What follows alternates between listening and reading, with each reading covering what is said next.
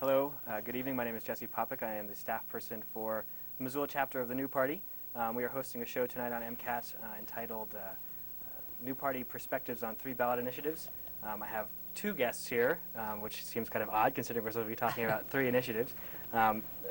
C.B. Pearson is here to talk about Initiative 125, and Hugh Ambrose is here to talk about Initiative 121.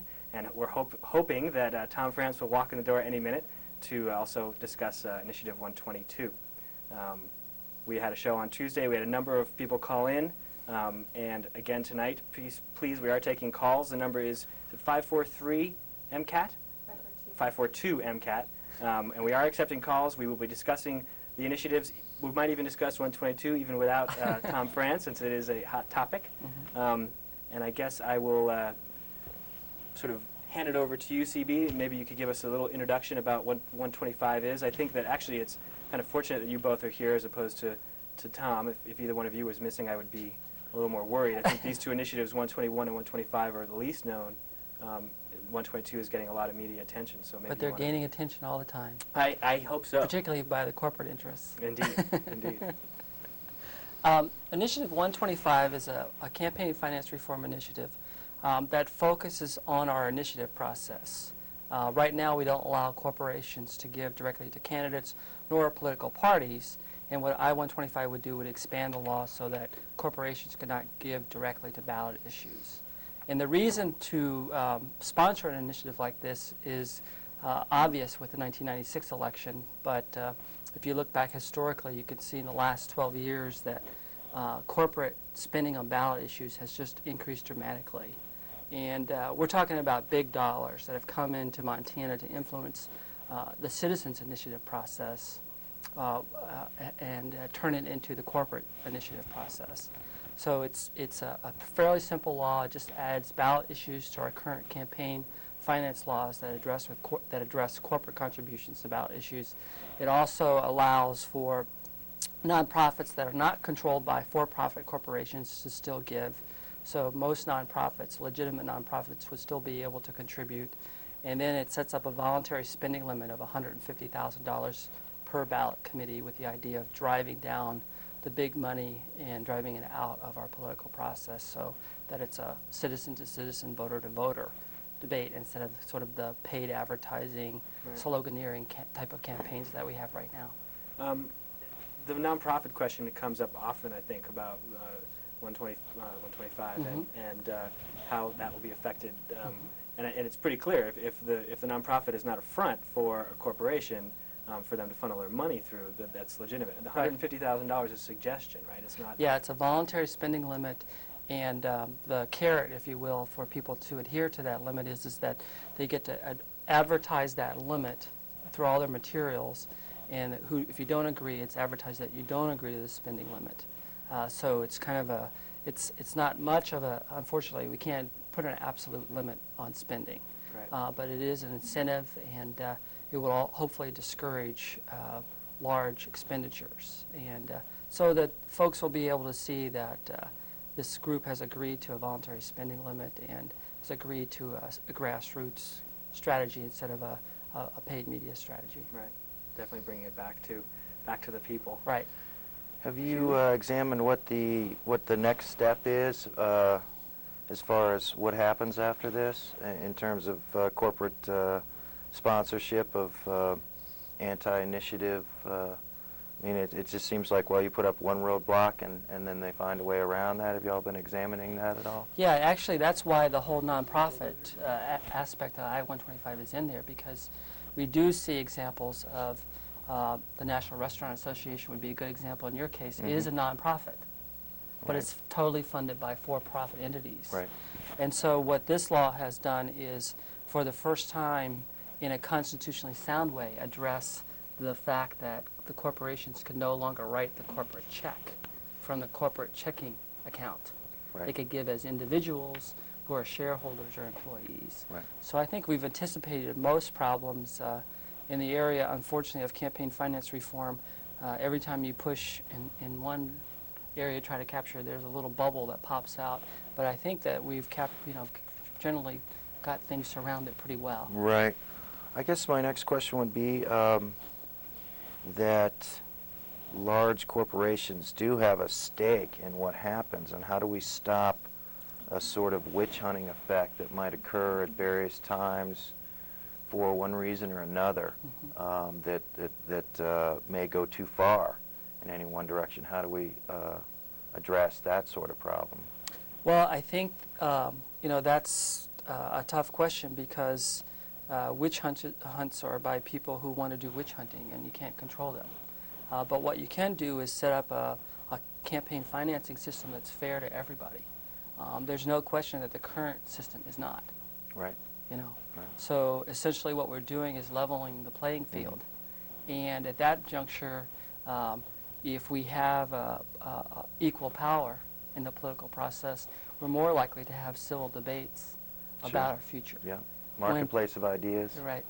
But when we have unbalanced power is when you see the sort of extreme views that go, or people feel like they're disenfranchised.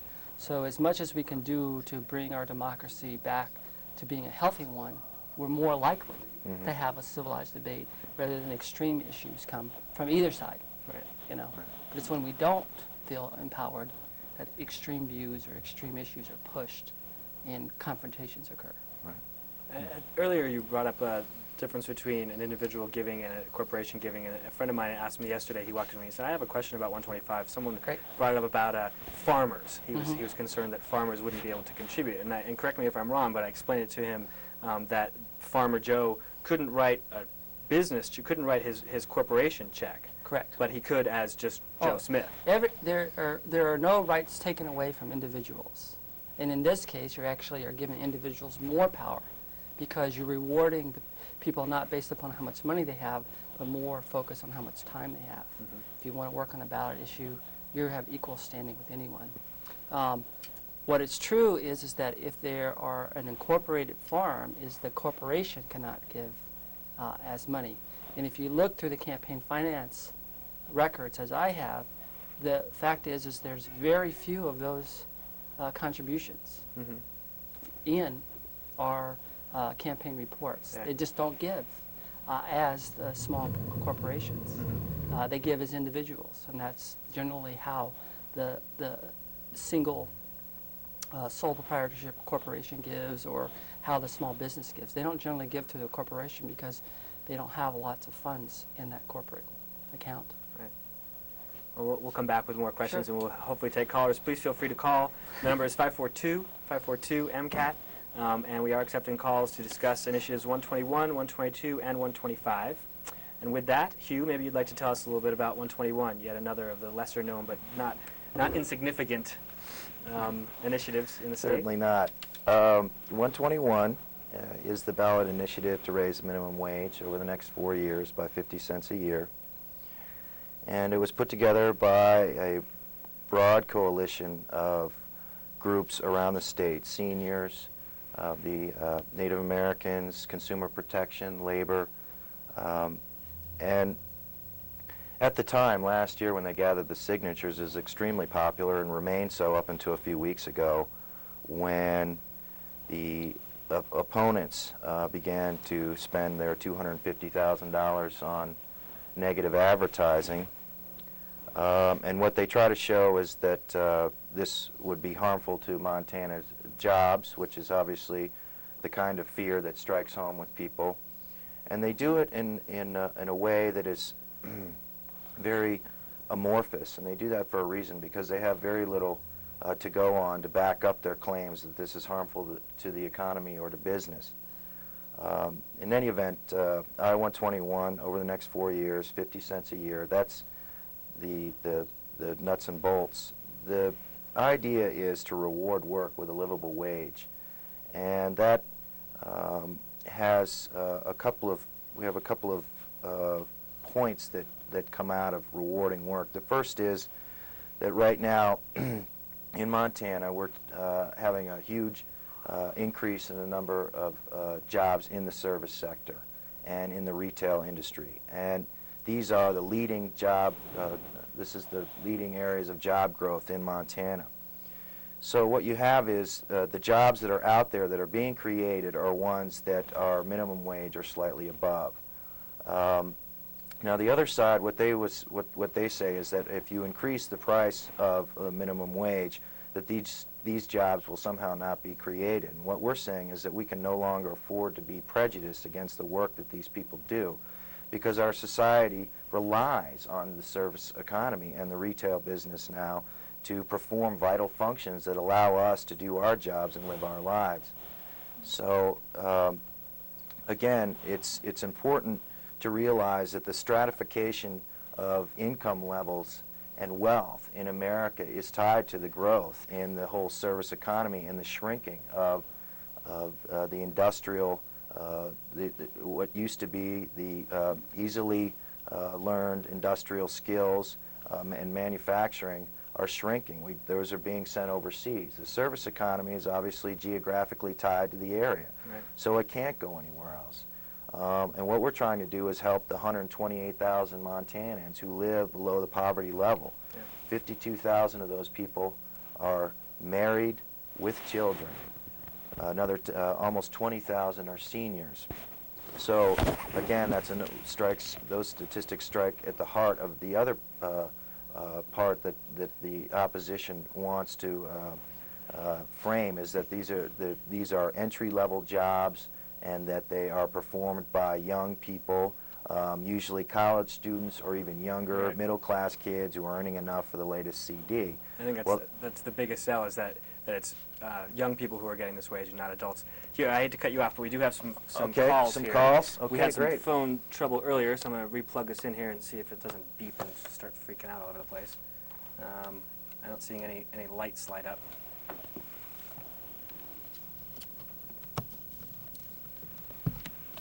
Well, I'm not seeing anything come through here, so I don't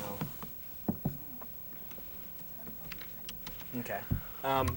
I think that's something that really does need to be brought out even more Right. so, is the fact that so many people think that people who get minimum wage are high school students or college students. Right. And I think that it's probably pretty fair to say that most graduates of universities are minimum wage Right. earners.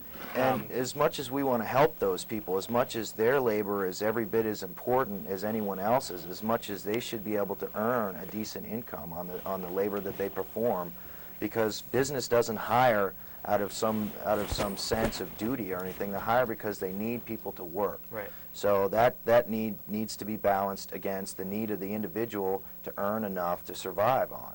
So again, we think that obviously what ties into this too is the skyrocketing cost of education. In 1991, the cost of taking a full load of credits at the University of Montana here was about $950. Now it's $1,950, thereabout, but very close to those figures. And again, it's this 3-decade-long slide and decline in the value of the minimum wage that is unable to keep up with the skyrocketing cost of gas. As we see at our pumps, it's over $1.50 now, and the skyrocketing cost of education. So we want young people to be able to provide for themselves. But this is really aimed at adults. Right. Again, this comes back to the fact that we have tens of thousands of Montanans who are considered working poor. That is, they work, but they don't earn enough to put them above the minimum wage. Right. There's actually some facts here that I brought up on Tuesday that I think are definitely worth mentioning. Montana's average work week is 32 hours, which at the current minimum wage of $4.25, and I guess that doesn't account for the fact that Congress has passed a little federal minimum wage increase. But at $4.25 an hour at 32 hours a week, it's $7,080 a year. And the federal poverty level for a family of 3 is a little over $12,000 Right. a year. So, I mean, that's insane to think Yep. that there are that many people in this state who are actually not even at poverty level, but dramatically below it. Right. Well, and that's exactly the case. And I would add on to that the federal goes up to $515. If you calculate that out, even at full time, it's assuming 2,000 hours of work a year, which is the standard calculation for this kind of thing. You're talking about a little over $9,000 a year. So you're still, again, these people are far away from earning enough to survive on. And if you go out to Walmart or go to the 4Bs or any of these other service, this part of the service sector, you don't find that many young people there. You find a lot of people in their late 20s and early 30s. Right. Now this is harmful obviously, to people, to their families. The idea is that a lot of 62% of the people on the minimum wage are women. Many of those are single mothers. If they are required to work 2 minimum wage jobs to make ends meet, what happens is they're out of the home almost all the time. They don't have enough money for child care, so their children suffer from that inability to give the kind of nurturing attention that it takes to raise a child that's ready to handle the challenges of the late 20th century. Right. So that's dangerous to our society, and a lot of people understand that. I don't spend a lot of time talking about the social effects, because when people understand the number of adults and women and mothers and parents, again, those 51,000 married couples with children, when they understand that, they understand the social effects of what it does, the grinding poverty, what that does to a family. But when I talk about this, I generally talk about the economic side of it, because I think that's important, and I think that's where people, the fear is always, oh, we'd love to raise the minimum wage, but we fear this job loss that our opponents talk about. Right. Well, Hugh, we got a call? Yeah, we got a couple calls. We've been waiting a long time. Okay. So we'll hang on here. Hello, caller. You're on the air. Thank you for waiting. What is your question? Hello? Hello? Can you hear me? Barely, yes. I have a question about, the prices will, on items will probably go up, I'm assuming. And how will this affect, like, someone that's on a fixed income, like an elderly person? Okay, the question was, you're talking about 121, I suppose? Yeah. Okay, that prices may go up, and how would that affect people on fixed income? right. Well, the Federal Reserve Bank this year issued 2 reports that showed that gradual increases in the minimum wage have no effect on the prices. What I would say is to explain why that's the case. What we're talking about here are people who earn enough to buy basic necessities. If you increase their wage and they can now afford to buy 2 gallons of milk a week instead of 1, or in fact we worked it out, they can't really even afford to buy a gallon of milk a week. It's $7 a day or so for food after you subtract out the basic costs of living. We can get into that later, but to stay on the question here, if you raise their wage, the prices of basic necessities do not automatically increase because people are able to purchase enough of them now to survive on. So we're not talking about the kind of increase that would lead to competition in the areas that people generally associate with.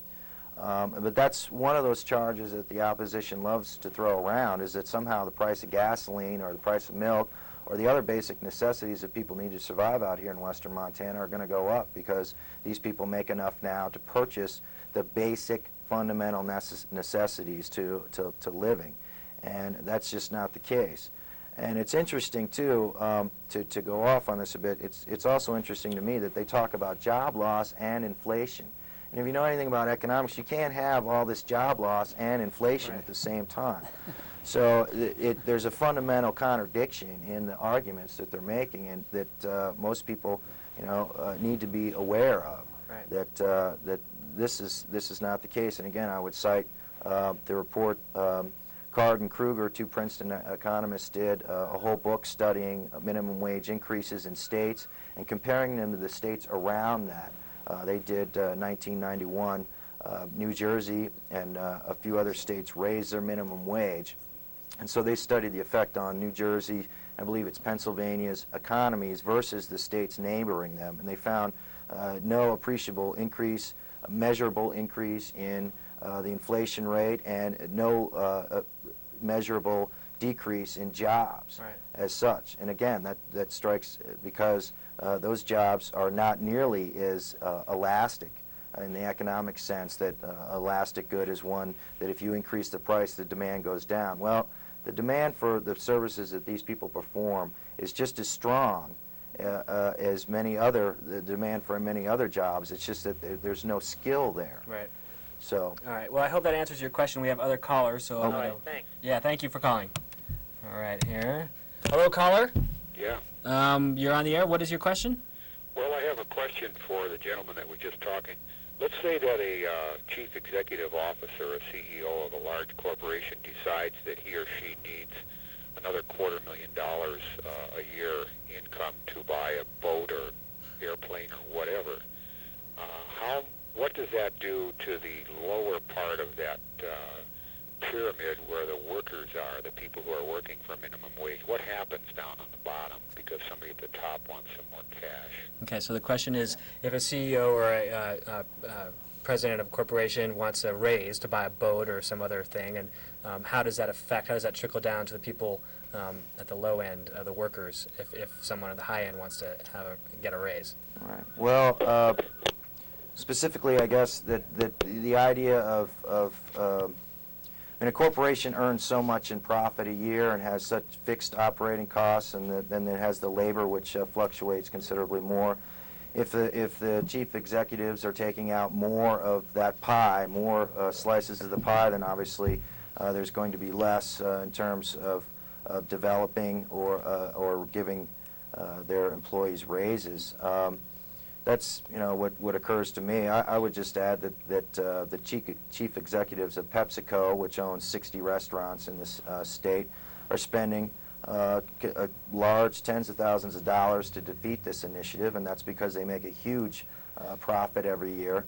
And the chief executive of PepsiCo, Roger Enrico, makes $5,000 an hour.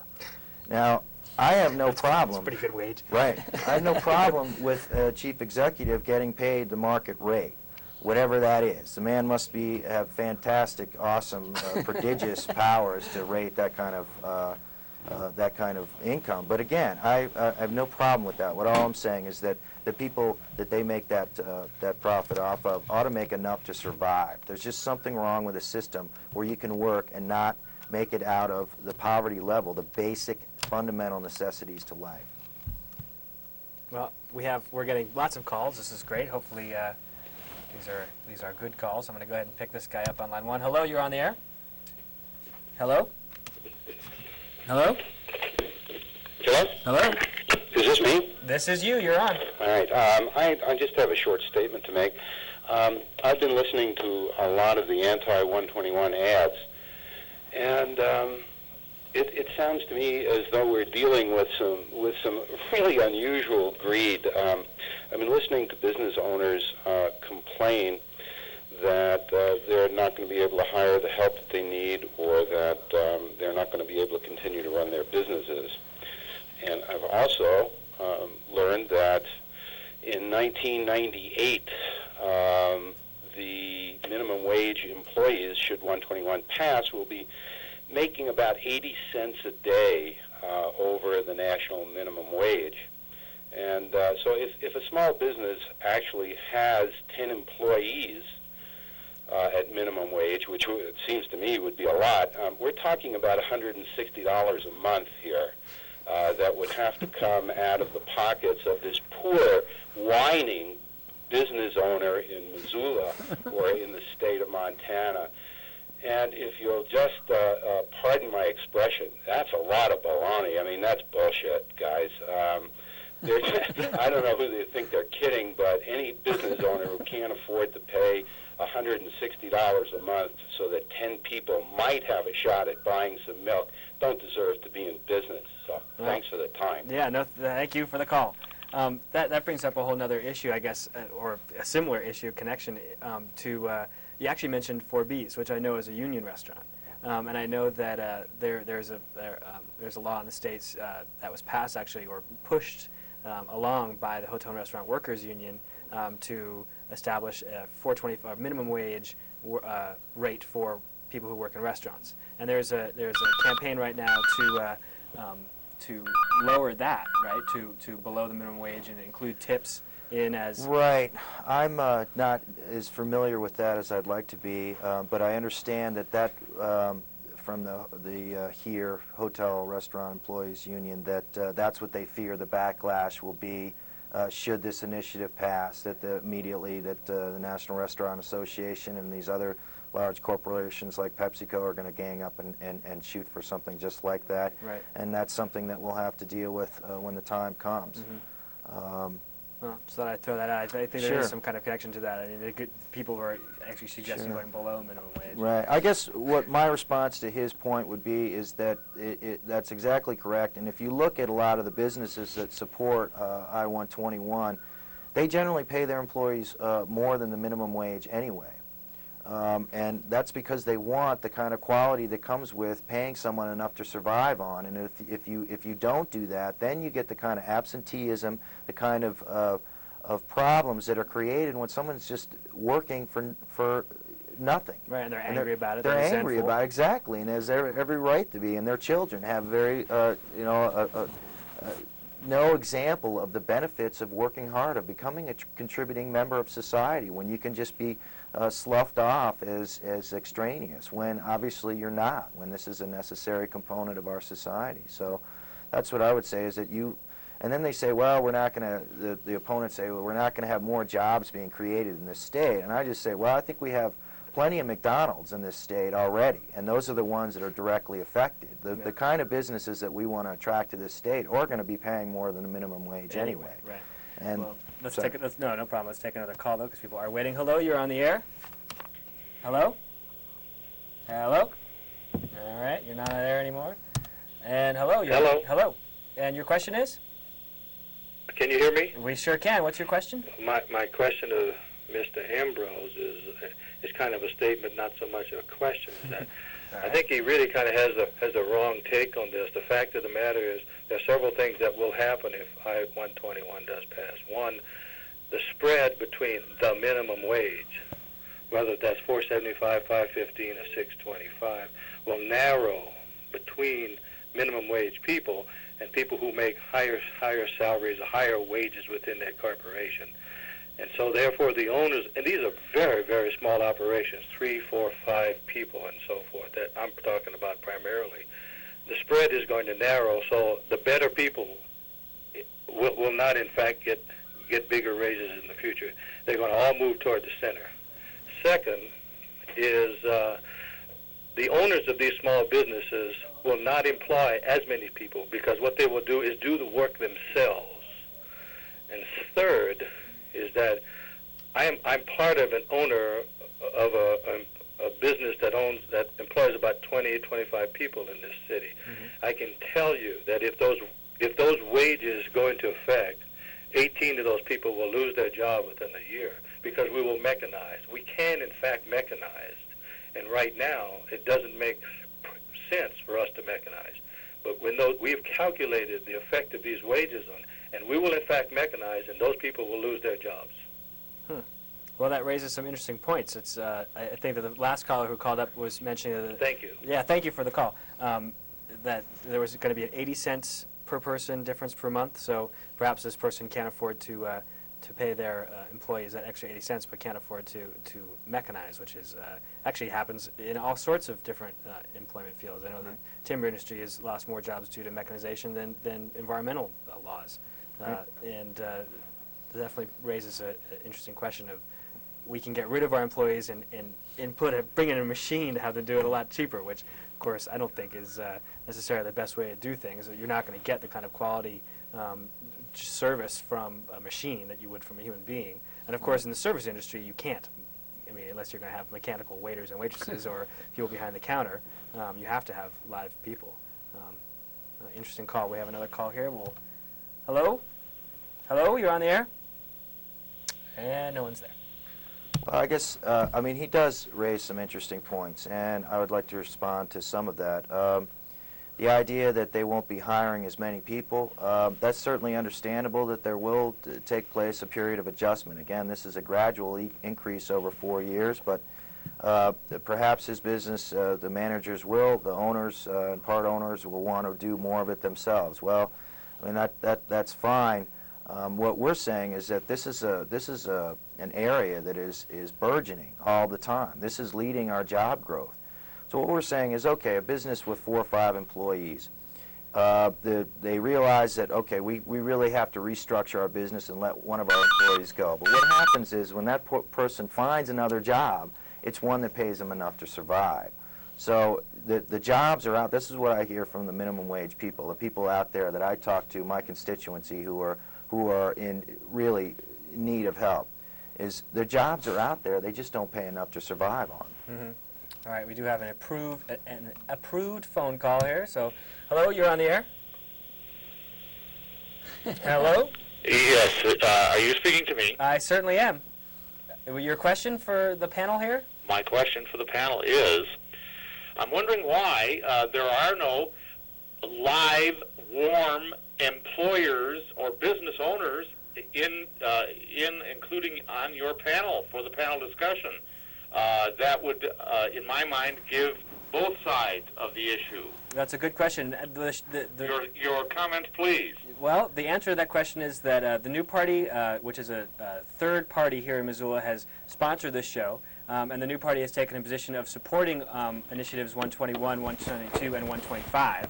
And so, of course, both sides would be nice, but the fact is that the New Party supports these issues and wants to bring out the supporting side. I think there have been enough debates about all of these, probably, and especially with the influx of advertising, that both sides we didn't think were necessarily appropriate for a show that was being sponsored by a group that supports all three of these initiatives. So, They're certainly doing a good job of bringing their side out. That's correct, our opponents. Yeah, and I think it's reasonable, obviously, to do that, but the fact is that I think 121 makes a lot of sense. Having been a minimum wage employed person for quite a while, I know that right now, if I was a minimum wage employed person, I would not be very, very happy about it and would certainly be interested in raising my wages. Right. And 50 cents a year for the next 4 years seems very reasonable. Yeah. Let me just make one point, because the last couple of callers have been people who are in opposition to 121, and I respect that. And what I want to do is talk about one point that they may have missed, and that is that we spend $100 million a year in this state on two programs, AFDC and food stamps. $100 million of our tax dollars go to making up the difference between what these people earn on minimum wage and what they need to survive. So when business owners start talking about how much it hurts to pay a little bit more to gradually increase the minimum wage, I say, well, what about all these taxes and government programs that most of you disapprove so strongly of? Yep. Well, this is soaking up a lot of our money, folks. And it's what happens is on welfare is they work the minimum wage jobs and they get food stamps or AFDC. Now, under our new welfare program, which I support, the idea is to get all able-bodied, healthy adults to go out and get a job. And after 2 years, they get kicked off of welfare. So what happens after that, if you still are not self-reliant in terms of our welfare program, the FAME project, FAIM, Families Achieving Independence in Montana, is that you're required to go work and do community service to earn those food stamps, which again is a decent idea that you need to earn. But what I'm saying is that, okay, you're working your minimum wage job, you don't earn enough, so you need food stamps, so then you got to go work 20 extra hours a week. So now you're earning what? You're working 40 to 60 hours a week to earn enough to pay, to raise your family, which you have to neglect to carry this out. All because we don't make these huge corporations pay enough so that people can survive. Now, you want to do away with large government programs, you want to cut taxes or at least dramatically slow the growth of these programs, then how about we can just cut off so much hassle if we pay people a decent wage. Yeah, that came up on Tuesday, too, the idea that, yeah, people on welfare, a lot of them are working, and most of them are working minimum wage jobs. And one way to eliminate part of the welfare problem would be to pay employees higher wages. I think we do have a call here, so we'll see if I am correct or not. Hello? Let me turn this thing up. Hello? Hello? Mr. Propik, I cannot hear you, but I'd like to make a follow-up comment, if you don't mind, sir. I thought, in the interests of fairness, see, sir, I am not an employer. Okay. By any means. I thought just in the interest of fairness you would include a employer or a business owner on the program. That's all. Your comments, please. Frankly, sir, that is the way we, you've heard of the fairness doctrine. Of course. do we not allow opposing views? Of course we do. On a panel discussion? Of course we do.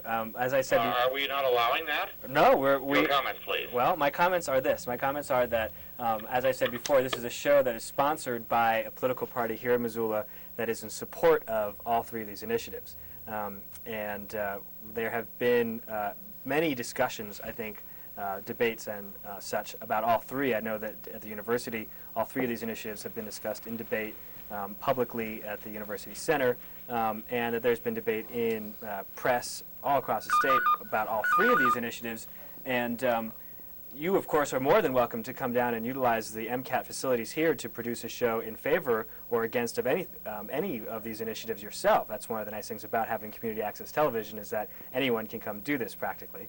But this is a show that is sponsored by a political party here in Missoula that does support all three of these, and we want to get the message out in support of. If we were a political organization that was against all three of these, maybe we'd be doing a show right now where we'd have people who were discussing why you shouldn't be voting for these. But in this case, we are suggesting that you should, and we are trying to bring people who know about these issues in to suggest why you should. So I hope that satisfies your question. We indeed discussed having both sides appear on the show, and we felt that this would be the better choice. So. Well, and again, I think that the opposition is doing a splendid job of getting their message out, and that the idea that we get to spend 1 hour on the community access discussing our side of it, this is about as much TV as our side's going to get. Yeah. You know, I don't know. That brings up, again, the kind of the tie between 125 and 122. You mentioned before that the opposition has spent $250,000. Mm-hmm. Almost all of it on media. Almost all of it, and just in the last few weeks. Yeah. So they really haven't been doing a grassroots, door-to-door campaign all summer long, trying to get this, trying to get people not to vote for this initiative. Oh no, Dave Owens, who is one of the leaders of the opposition, freely admits in our debates that the reason why they have to spend all that money is because they have to counter grassroots support, and they don't have any. Now, that's not to say that there aren't a lot of people out there who are against I-121, but they're just not the kind of people who are going to do anything for them. So they rely on these huge corporate donations from the National Restaurant Association and from PepsiCo, that type of thing, to get their message out there. And of course, if 125 was passed, or it was already enacted, Mm-hmm. that would probably not be happening in such a way. Yeah, it wouldn't be happening in the way in which the corporate dollar would be dominating the debate. We would be having, in my mind, we would be having more face-to-face debates and less of the kind of paid media campaigning that's going on right now that has, in my view, on all the initiatives, a very slanted disinformation campaign on all the initiatives that is just essentially bought. You know, if you had serious debates and serious discussions and an exchange like we have in the voter information pamphlet about the benefits or the drawbacks of a particular initiative, I think we would be rewarded more as Montanans rather than one-sided sloganeering and high-price campaigns. I have a little article that was in the Miles City Star this past week. It just talks about I-122 opponents have raised $2 million in their campaign to fight the Clean Water Initiative. That's a record. That's the most money that's ever been raised in an initiative campaign in Montana. And tomorrow there'll be more information out because today was a filing period. Mm-hmm. You're up to date on the numbers. I don't know the numbers, but I suspect that we will see that the opponents to I-122 will go over the $2.5 million mark fairly easily, and we're not even in of all the reporting. Right. This is the last report before the election. So what we're seeing in Montana's initiative process for the 1996 election is before today's report, 85% of all of the money of the $2.7 million coming in came from the corporate checkbook, either through the trade association or directly from corporations like the Phelps Dodge Mining Company, who contributed $500,000, who wants to develop the gold mine up the Blackfoot. Yeah. So you see that sort of basically money comes in, it buys the polls, it buys the political operatives, it buys the media, it buys basically everything that you could want for a ready-made campaign. And I was thinking about this on the way down here tonight. It's an extreme disappointment to all the Montanans who have put their personal sweat and blood into the initiative process to have it basically the rug pulled out from under them with the big corporate dollar. Right. We would be more than willing, I know, I would be, to debate in every courthouse in the state. But we don't get those opportunities. They shy away from those opportunities, in fact. They would rather do a one-sided media campaign. Well, I have to say that David Owen and the people who are in our opposition have been very good about going to all the issue forums and debates, and we've had a friendly exchange of ideas, and I have to commend them on that. At the same time, though, they can rest comfortably in the knowledge that they're spending huge amounts of money to create fear. And I would ask all of those people out there to look at those ads and wonder why there are no facts in them. Why are there no statistics? Why are there no studies cited? Because they don't have any.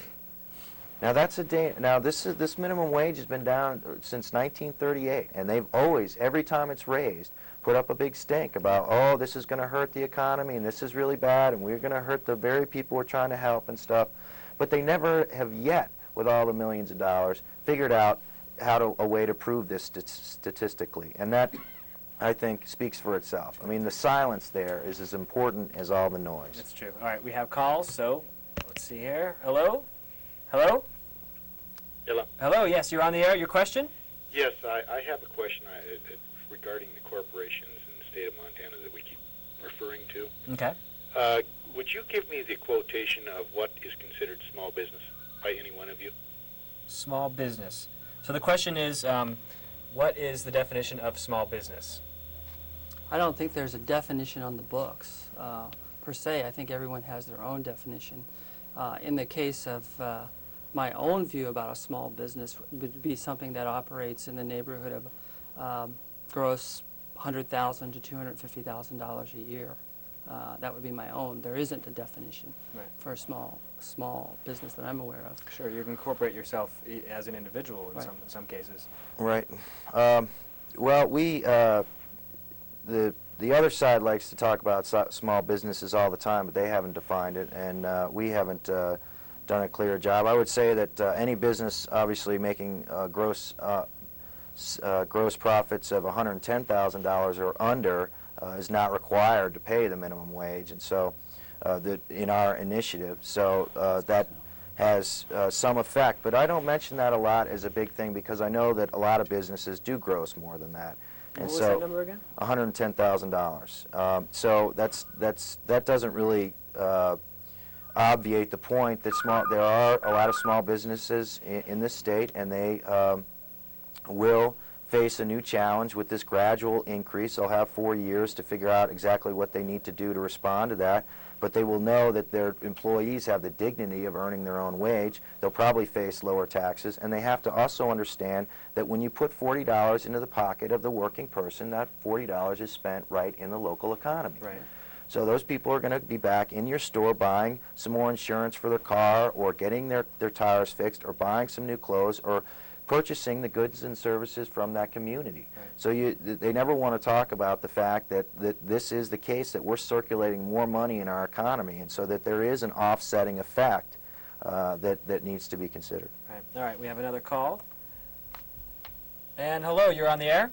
Yes, I posed the question on the small business and you cut me off. I have one other point. I'm sorry. According to the federal government, anyone that employs less than 50 people is considered small business, and I think you're probably aware of that, or should be. If you aren't, that's the way the category falls within. In the state of Montana, are you people aware that 97% of the businesses are considered small business and fall within the employing less than 50 people? That is a statistic that I personally did not know. Well, let me ask you another thing. Do any of the three of you employ employees? I personally do not. How about anyone else? Anyone else here an employer? I work in a small business.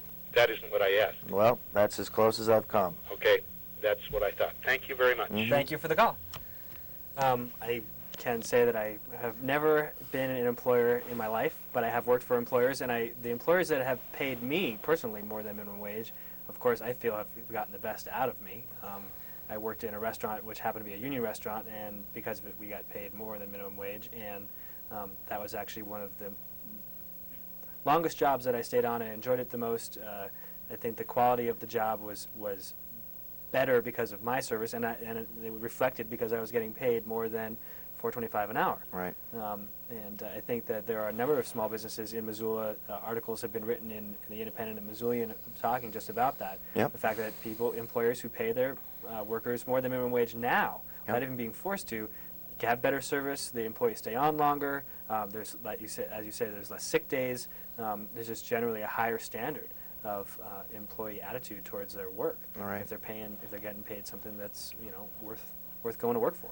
Well, I would mention too, I mean, you can throw around a statistic like 97%. I mean, does that include franchises? Because, again, you look down Main Street, and what do we have? We have franchises of all these major corporations on Main Street. So, okay, they're a franchise, they're owned by a Montanan, from what I understand of franchises, and they employ less than 50 people. But they do not exist in some vacuum. I mean, they have huge national advertising budgets, and they have all these resources available from the parent company. So, again, there are small businesses out there. It will create, gradually raising the minimum wage is going to create some adjustment. But the need is there. There are 120,000 Montanans who live in poverty. 52,000 are married couples with children. The need is there. These people want to work and want to earn a decent salary. 625, again, this is something I haven't mentioned. 625 reestablishes the minimum wage at 50% of the average wage in the private sector, non-supervisory wage. This has been something that is held true almost up until about 20 years ago or so, when it began to slide, and especially in the 80s, you saw that really begin to slide away, and now it's down to about 27% of the average wage in the private sector. So what we're talking about is this has a long track record of being a healthy force in our economy. And it's not something that they've been able to demonstrate statistically is harmful by keeping this at some sort of close to the 50% mark of the average wage. And I would also say that that 625, what it also does is create enough income so that a single parent with one child will live above poverty. And I think that that's just a crucial point. Again, the need is there, that we want people to become productive members of our society. Then there should be that social contract that says if you show up to work on time, that you can make enough to live above poverty. Indeed. Just want to remind everyone that you are watching MCAT production of the New Party Perspective on what would have been 3 initiatives. We are missing the representative from 122, the Clean Water Initiative. We are accepting phone calls from viewers. The number is 542-MCAT, and we are talking about 125 and 121 here, and have some knowledgeable guests who will gladly answer any questions you might have about either of these initiatives. Tom France, who would have been here for 122, unfortunately is absent, but I think that, and we won't even bring up 122 without his knowledge, because it's so controversial. It is something that the New Party supports, but we aren't going to attempt to fill Tom's shoes, I think. Right. CB, I was wondering, do you think that one of the problems generated with this unrestrained corporate spending on initiatives is when you were discussing it before, is that malaise that affects the public to government in general and stuff? Do you see that this might having a beneficial effect when you talk about these town meetings and this face-to-face and this less media-oriented political process? Well, the initiative process is unique because it came to Montana as basically a reform, the initiative process, because the legislature was a captive of the Anaconda Mining Company. So we came as a reform where people said, we can't break control of the legislature by the Anaconda Mining Company. So they got the initiative process on the ballot, passed in 1906, And then in 1912, the first thing they did was pass the Corrupt Practices Act, which basically pushed Anaconda money out of politics. They couldn't no longer fund the political parties, their conventions, those types of things. And so it is the type of reform that gives government back to the people. If you're a watcher of the legislature, it has become basically captured, in my view, by the special economic interests who have a lot of power. We saw that in the last 2 sessions. And what the initiative process is, it's a release valve. When the legislature gets captured so much by the special economic interest, it allows the citizens of Montana to say, okay, we need to break this impasse. We need to recapture control of our democracy, and we have the right to do that, to take an issue right directly to the people. And that whole process, in my view, is being compromised by the big corporate dollars. If we have, in my view, if we have a healthy initiative process, then we're going to have a healthier legislature, because if things occur like they did in 1995 with the clean water, where the mining industry came in with a slam dunk, and there was a fair initiative process, there would have been a lot more negotiations out of the get-go. There would have been a lot more participation, and in fact, what the mining industry did in 1995 was the first time that a major issue like that hasn't gone through the Environmental Quality Council. And that's why you see the tension and the rub, is there wasn't the debate and discussion about it that we traditionally have done in Montana on environmental issues, because we had the foresight in our Constitution in '72 to set up a system to deal with contentious natural resource issue, and that was the EQC. You know, it's citizens, it's members of the business community, it's members of the legislature, and they all come together and they try to figure out a solution to an environmental problem, a natural resource problem, and then bring that proposal to the legislature in some sort of consensus format. And that was all thrown out the window in 1995. And that's why you see the type of politicking that you see going on right now. And I would say to a large degree, that's why you see minimum wage, because what happened at the 1995 legislature with a debate, there wasn't even a healthy debate allowed at the 1995 legislature on minimum wage. And that's why you see people up in arms, I think, about that. If we have a fair system, you're much less likely to see citizens wanting to take control of the process. And my fear is that if we don't pass something like I-125 and we don't clean up our initiative process, people will move away from our politics, and we'll see even more kind of people turning off and being less concerned and less engaged. And that means power will just accumulate more to those who have economic powers. Right. We have some calls. They've been waiting a while. We'll see what they have to say. Hello? Hello, you're on the air? And hello? And, you know, And you're not on the air. And let's see, this person is there. Hello?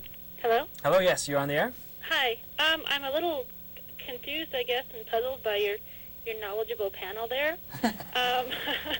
I have a few issues that I guess I'd like to address. And one is, I believe there is a definition of small business on the books, and I'm surprised that they didn't do the research before they came to your panel.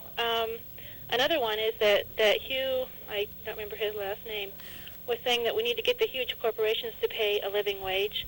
And since most of the business in Montana is a small business,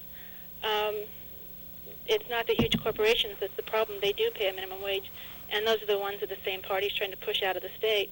The third issue I'd like to bring up is his lack of knowledge on franchises, and that people that do own franchises are local people usually, and their advertising does not come for free. They have to pay quite a bit for that. So it doesn't come easy for them as well. Okay. Well, we appreciate your comments. Hugh, maybe you'd like to respond to any of them?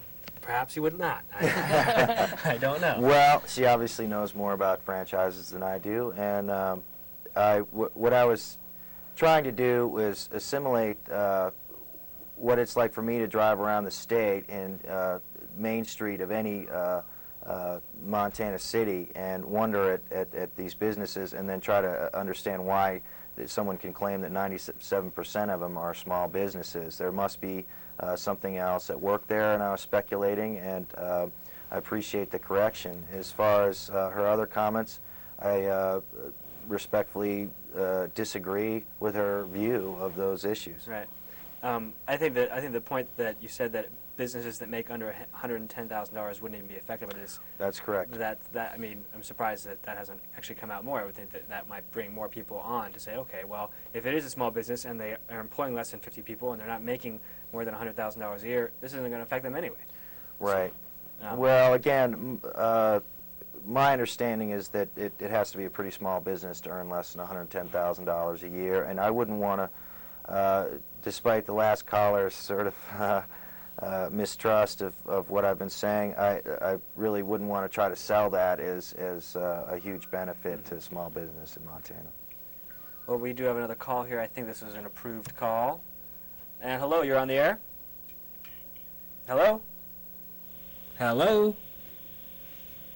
I know you're there. I heard you say something. I'm sorry. Oh, no problem. I feel obliged to respond to one of your previous calls. Okay.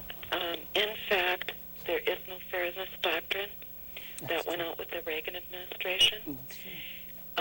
If you want to get on commercial TV, you have to buy the time. If you're on the opposing side and you don't have any money, you're out of luck, which is why MCAT is so important, and which is also why we should vote for 125. Well, Thank you. Thank you for your call. Just to reiterate what she said, that the person kind of correct a call that was made a little while ago about a fairness doctrine, which I guess was thrown out with Reagan, is what she said. Right. In support of 125, the fact is that if you don't have money, and I think this is kind of the golden rule, right? Those with the gold make the rules kind of thing. If you don't have any money, you can't buy time on commercial television, like the people who are spending $250,000 trying to defeat 121 or whatever the number is now on 125 and the $2 million against 122. People who are in support of these initiatives don't have that kind of money anyway. And it's of course very telling that corporations would happily dole out this kind of money to put these down. Obviously they're threatened by them, and I think that their effectiveness, all three of the initiatives, their effectiveness really definitely puts the fear into those corporations, 125 being probably maybe perhaps the biggest of the three, because literally the pressures that are coming against 121 and 122 and 125 too all seem to lead back to big corporate monies, mostly from out of state, who are coming in and spending huge amounts of money to try and defeat these initiatives. If 125 passes and is in existence, then 121 and 122 and another election down, in the coming years wouldn't even have to deal with this whole threat. I think it's very telling. We have another call here. Hello, you're on the air. Hello. Hello. Hello? Hello, yes. Yes, you're on the air. Yes. I've been listening to the debate, both of them, the panels.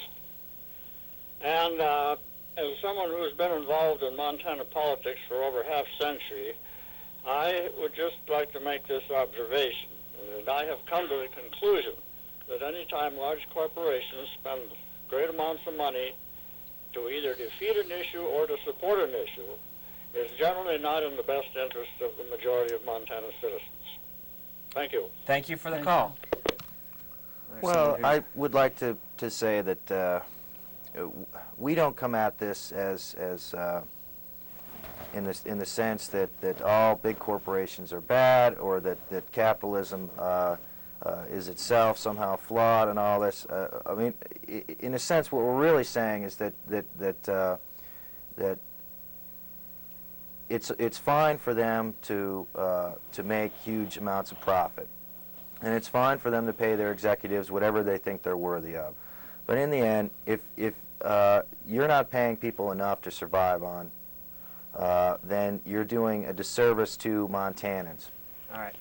We're running out of time here. You have been watching New Party Perspectives on two initiatives, 121, 122, or excuse me, 125 and 121. The New Party encourages you to vote for initiatives 121, 122, and 125. My name is Jesse Popik. Thank you, Hugh. Thank you, CB, for coming on. Unfortunately, the 122 rep was not here, but we encourage you to tune in again to possible other New Party topic shows in the future.